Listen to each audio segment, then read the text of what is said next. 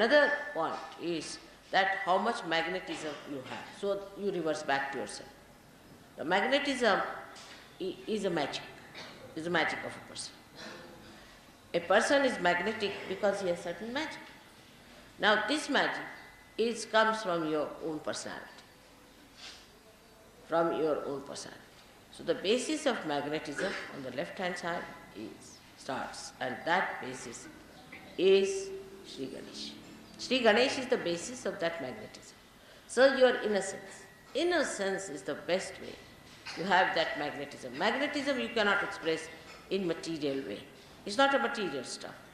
But it is something abstract. Comes from your quality of Ganesha, Shri Ganesha. Such a person is magnetic. Magnetic means that such a person attracts another person because of the weight of the person, because of the quality of the person.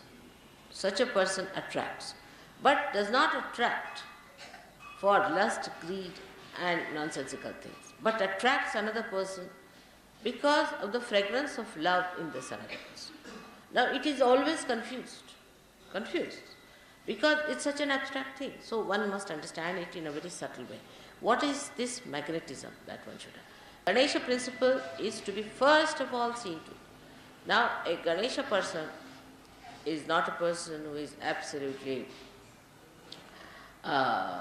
remorse type, or a person who is such a gone case that even if you beat him up and make him into a complete mince thing, he will bear it. It's not that. It's not that.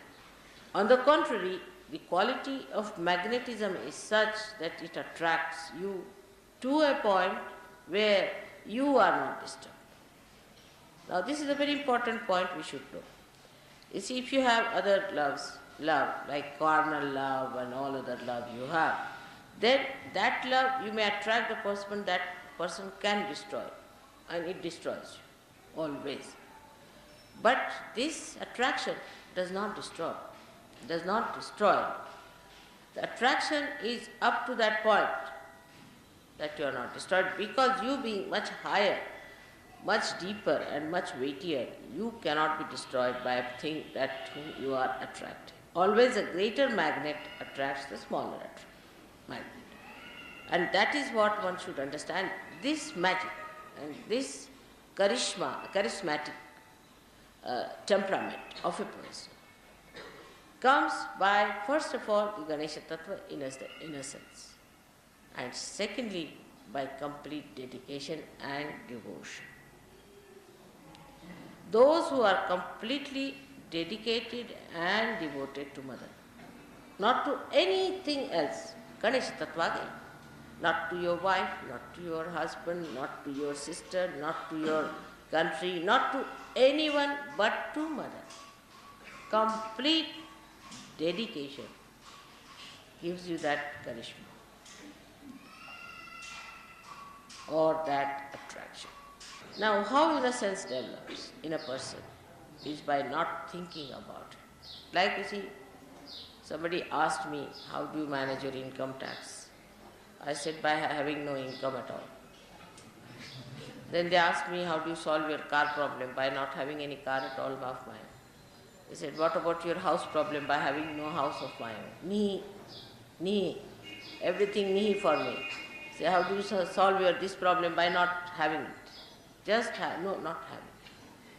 Don't take up headaches upon yourself.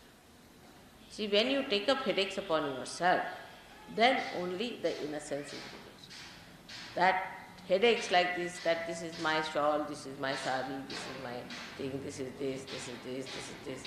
But only one thing is that this is my mother and I have to proclaim her. That's all. If that is the way it is, then innocence starts rising like Shri Ganesha, and by having no other headaches, this is mine, that is mine. This mind business causes the problem, I think. Personally, I think this must be the reason, that this mind business, this is mine, because whatever is mine. So somebody told me, this is a very good argument he gave. whatever is mine is not I. Means that's not so. My body, my head, my everything, mine. But I, he gave me this idea. I. What is I? Then I is separated. Whatever is not mine is I. So what remains is your spirit.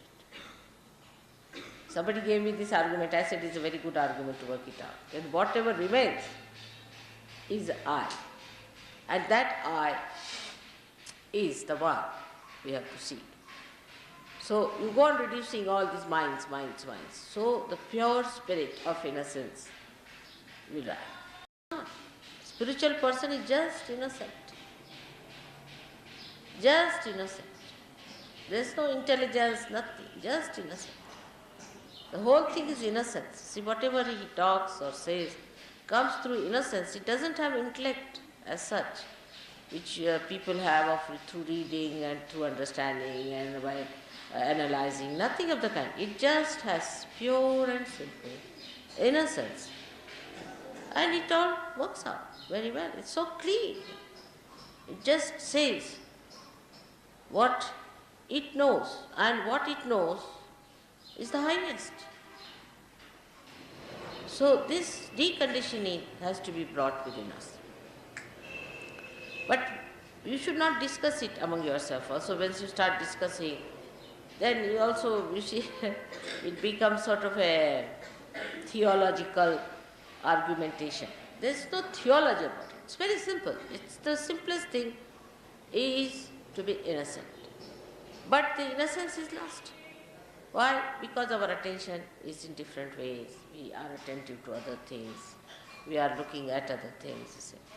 It's so simple, So you can, it's like a fifth columnist, you see. The innocence is the fifth column within you.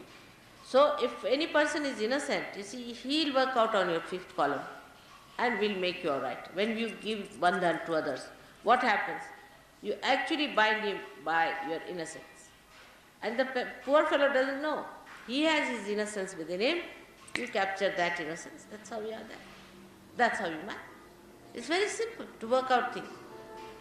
Only principle, the tattva, the whole thing rests on what that word is nothing but innocence.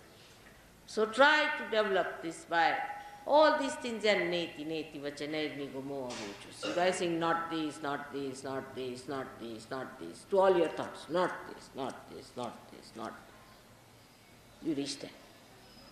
Not mine, not mine, not mine, not mine. You reach there.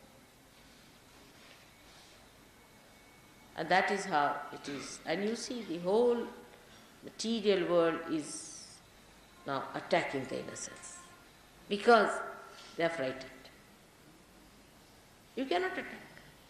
Innocence cannot be destroyed. It cannot be destroyed. Innocence is something is all pervading and it cannot be destroyed.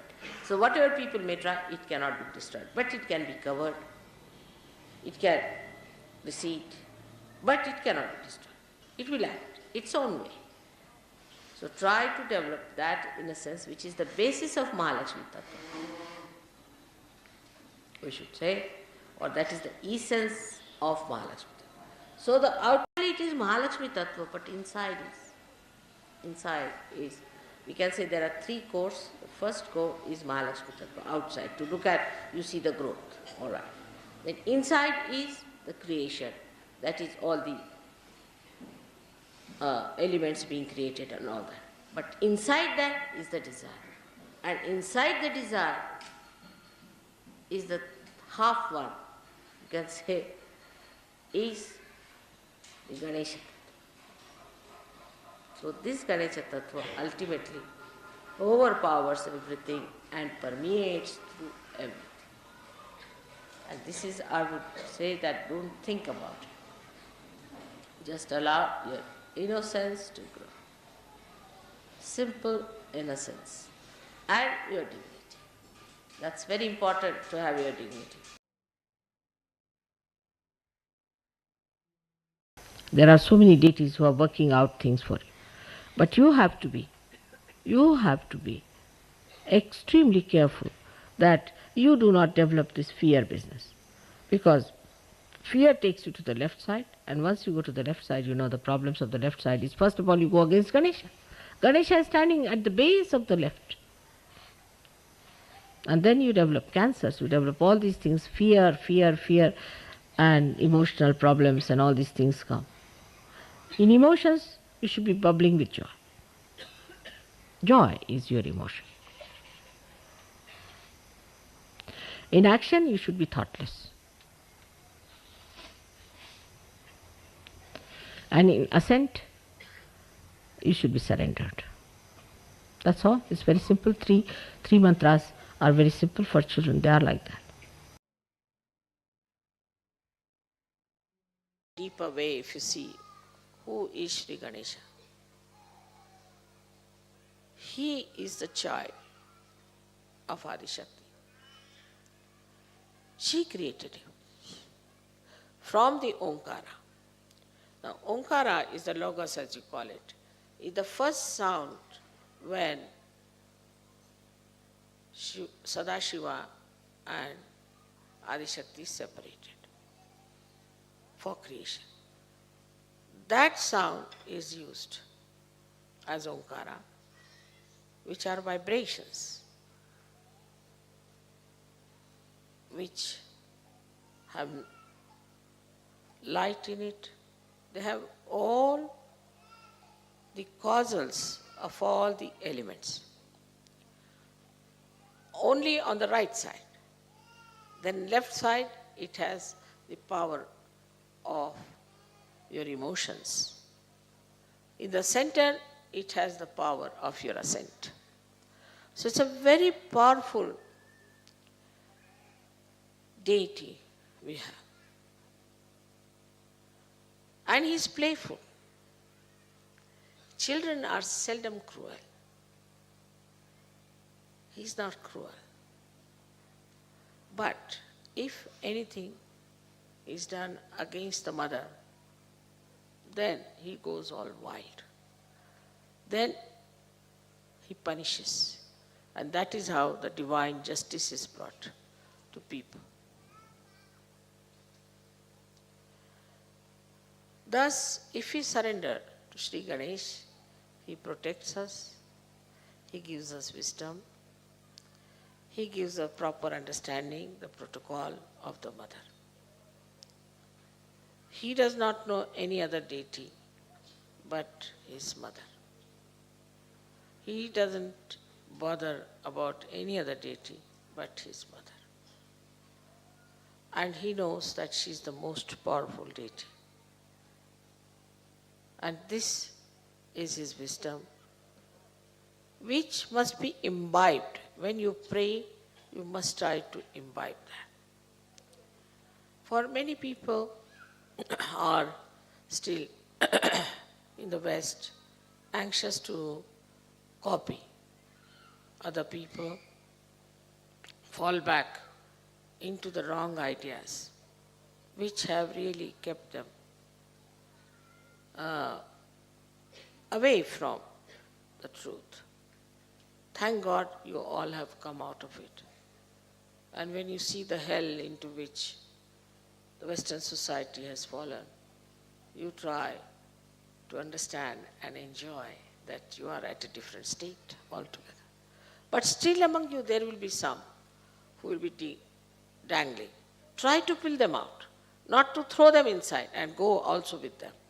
If you sympathize with them, you will go down with them. Try to pull them out and tell them that you have to come out. It may be a little painful to them, doesn't matter, but they'll be saved. So you are here as saviors, and you have the power of Shri Ganesha, which is to be used. So today's puja is specially to be done with a prayer in your heart that Shri Ganesha, please be kind and merciful and forgiving, that you manifest within ourselves. Let all these hypocritical things, all these conditionings, and all these wrong ideas we have, or all the wrong life we have had, should just disappear like thin air, and let the beautiful moonlight of your soothing qualities of innocence be manifested through us. Let us manifest these qualities. So that is how you have to be honest in the essence of it. Il faut être honnête dans son essence. And the essence of honesty is innocence. Et l'essence de l'honnêteté, c'est l'innocence. Essence of sincerity is innocence. L'essence de la sincérité, c'est l'innocence. Essence of beauty, glory is innocence. L'essence de la beauté, de la gloire, c'est l'innocence. And innocence is the one that gives you complete detachment. Et l'innocence, c'est cela qui vous donne le détachement absolu. So to such a symbol of innocence, when we bow, we must know what we have done about ourselves. Quand nous nous prosternons devant ce symbole de l'innocence, ayons le courage de faire face à ce que nous avons fait de nous-mêmes. Whatever has been your past, get out of it. Quel qu'a été votre passé, maintenant sortez-en, émergez de cela. Be just the opposite of what has been so bad before. Faites le contraire de ce que vous avez pratiqué à tort, des erreurs que vous avez faites. Strongly against all that you were before in the darkness. Ce que vous avez pratiqué dans l'obscurité, eh bien, campez-vous fermement là contre. लोग समझिएगा और कल 11 बजे दुर्लभ जी hall में जरूर आइएगा। परसों शाम को 6 बजे C49 जी परसों शाम को 6 बजे C49 भगवान दास रोड।